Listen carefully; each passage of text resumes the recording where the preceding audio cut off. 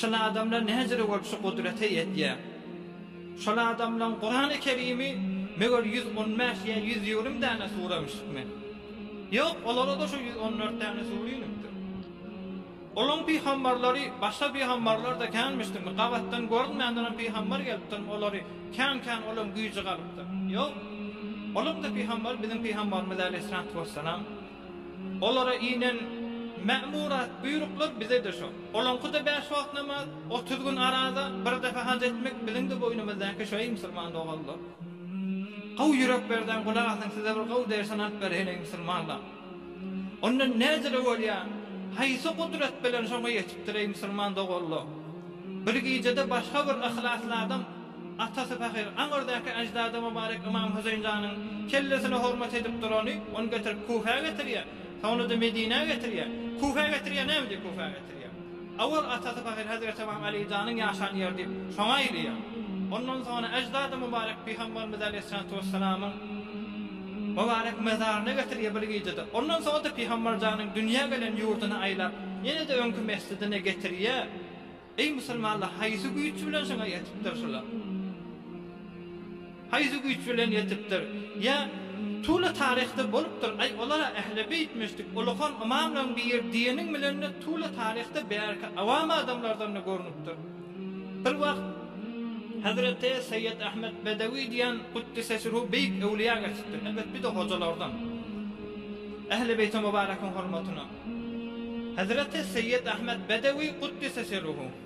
O bende negaplyk edýärmiş. Kemişe. Beter yüzünü uğurlu olansan adamda onu nimedanmasın, fikir harap olamasın deyip negaplyk edýän. Bedevi diýdigi, çarwa diýdigi, çarwada edýänmişdik. Hazreti Seyyid Ahmed Bedevi Kuddise sirruhu. Mısır tarafta, Tenta tarafta geçen beýik ewliýalardan. Hazreti Seyyid Ahmed Bedevi mescitlerde gelmändir. Düzde goýun üstüne zatda gelipdir. Ohan bundan 2 däne jowan oglan elbette biýedewrak bolmaly sual edipdir. Ey Seyyid Ahmed Bedevi, Kuddise sirruhu, sen näme diýip azan dähret bilen işiň ýok sen diýipdir Hudaýyň haqqyna. Azan çekilip tu mescide gelen sen. Qyýgyrlyp tu mescide gelen döwletdaşdaky adamlarda sana bir hoja diýe, sana bir hormat et diýe, seni bir ulughan bir ojak bilýär. Sen näme diýip mescide gelmeýän diýipdirler. 2 däne jowan dost oglan. Oham Hazreti Seyyid Ahmed Bedevi edipdir, gelin oglanlar bärrak diýipdir. Ewne oturdukdyr. Onda oglanlar diýipdir. Eger siziň ikiňiz bir musafirete gitseňiz diýipdir. Men sizden bir soragym bar diýipdir. Ikiňiz musafirete gitseňiz diýipdir. Olar ikiz bilen bir zaman musafirete gidipdir. Şu musafirete gideňizde falan şäherde bir moga barasaňyz diýipdir. Falan şäherde barypdyr. Şu şähere baraňyzda azan çekildi. Siz şu mescidine barsaňyz diýipdir. Şu mescide de barypdyr. İçine okudy Fatiha olar. İçinden daşyna hawa diýene, ýöne içinden ikisi hawa. Barda qadyp dolar. Sonra şu mescide baraňyzda da içinde bir yüzüne gaply tesbihana oturan boldy diýipdir. Hawa bir nefer tesbihana otydy diýipdir. Hi şu dada fikir etmediňizmi diýipdir. Hi akyllanmadyňyzmy? Şu Ehl-i Beyt mübarekdir. Biz obadaky Ahmed Bedevi, Çarwa Ahmed de bolsa Ehl-i Beytdir ha bizim hojam agamyz diýip, şu fikriňize da gelmedim diýipdir ey musulmanlar. 5 wagt namazy dünýäniň 4 burçunda okuyan Hazreti Seyyid Ahmed Bedevi mişdik. Dogry ha hem saýatyna gelmeýär, azan çekilen otady du. Emma Hudaý Taala o gudret berýär. Ertesiň Mekke'de okuýar, öýleni Medine'de okuýar. Akşamyn Beytul Muqaddas'da okuýar. Aýlanyp bäý musulman dogallar. Näzir bolupdy gudreti ýetmeli şolar.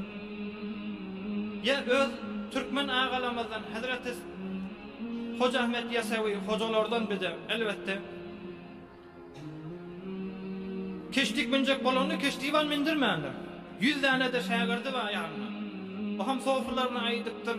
Jan oğullar, Hudaý Taalaň ýanyna çöp serdeşimiz ýokmy? Derýän gözünde köpük gaýypdy. Derýän gözünde bir şör gaýýa, derýän gözünde bir çöpçal gaýýpdy. Hudaý Taalaň ýanyna bir çöp serdeşimiz ýokmy bizim? Gelin geçeýlik diýipdirler. Mindirmändir da taýmylar. Keşdiýsiz derýadan geçip gitipdirler musulman dogan. Haýsy gudret bilen şoňa ýedi ýaşylar. Ya jergelen mentabada oradan taňsir.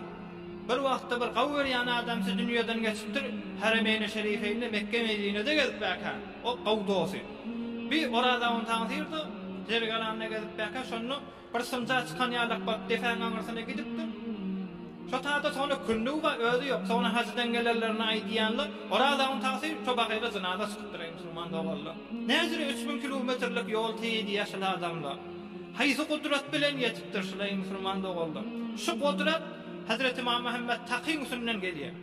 Her kim ýetjek bolsa şu gudraty Hazreti Muhammed Taqin dersinden almaly bolýar. Näme dersi? Ey musulmanlar, aw düşündireýin zehniňe de bara. Şu güýje ýetjek bolsaň, şu mahal sadaja mesale. Bir nefer hacca bilen atýar. Hacca bilen birden daşşada atýar. Ýatyrýam şu gepleri. Ýatyrmýar. Emma bir nefer gülle bilen, dulul bilen ya başga bir pişrefterek äslehe bilen atsa, näme diýip şondaryga diýär. Son on eteginde ot bay musulman dogan. Bizim ýaşaýyşlarymyzda, bizim ýürekleriňizde ýok zat şu. Ya azat. Hudaý Taalaga odun bolmaly musulman dogan. Yürekde bir yanğı gerek. Şumal uçan näme diýip uçýar, hawa pema nädir uçýar? On suwukdy fark edýär. On güýjüken bolýar. Dewletdaşa taallukatı ýok, dewletdaşa gözlemýär. Ondan şu uçýar musulman dogan. İnsan zendegide baýat ýüreginiň odu gerek. O ot näme? Ýüreg odu diýdiň näme bolýar? Ey musulmanlar, bilýändirsiňiz näme diýjek bolýanyň? Şu mahal bir nefer size bir zat diýse, gaharyňyz getirse, şonda ýüregiňizde bir zat ýanýarmy? İçim ýakdyňda diýýärmi diýmeýärmi? Näme kıyın görýärmi şonda musulman dogan, göterip bolmaýar. O ham özüň bir giň adam bolup sabr edip içiňe basmaly bolýar. Ýok da bolsa baryp bir zat ýaşa tarafa dofulup şonda argadmaly bolýar. Şu ot beraksi bolmaly. Adam Hudaý Taaladan daşalanna bir ýüregi ýanmaly musulman dogan. Dewletdaşdaky ýykylyp beren musulmanlaryň zendegisini görenni ýüreginden bir ýanmaly şola. Ýüreginden şoňa narahat bolmaly. Şo narahati insany uçurýar. Ya Mekke buthil ansama fa duyufuki ahdawki wi'ama wa riyadu